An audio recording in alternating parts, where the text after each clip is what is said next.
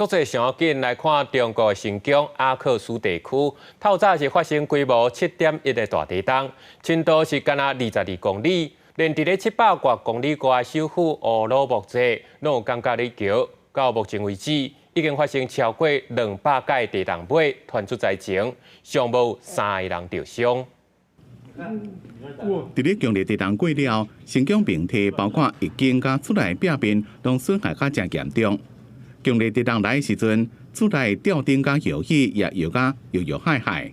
新疆的阿克苏地区乌石关，当地时间23透早2:09分，发生规模7.1的强烈地震，深度22公里。包括离震央760公里外的首府乌鲁木齐，也感受到真明显的摇撼。连带影响附近的哈萨克加吉尔吉斯。На данный момент зафиксировано уже более 10 авторшоков. Из них наши жители ощутили только 2 авторшока.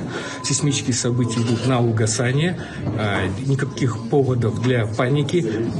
伫震央的乌石关5公里范围内，海拔高度超过3000公里，方圆20公里的范围内人口真少。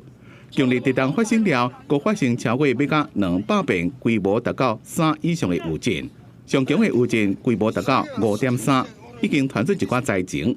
当地温度即马即个呢，摄氏零下11度。中国国务院抗震救灾指挥部办公室已经启动救灾机制。根据中国地震网的资料，这边震央周边200公里范围内，伫最近5年内发生3级以上的地震，总共有166遍。震度上大的地震就是这边。天山地震带是伫咧中亚地区，是新疆的5大地震带之一。平均差不多7年会发生一遍规模7以上的地震。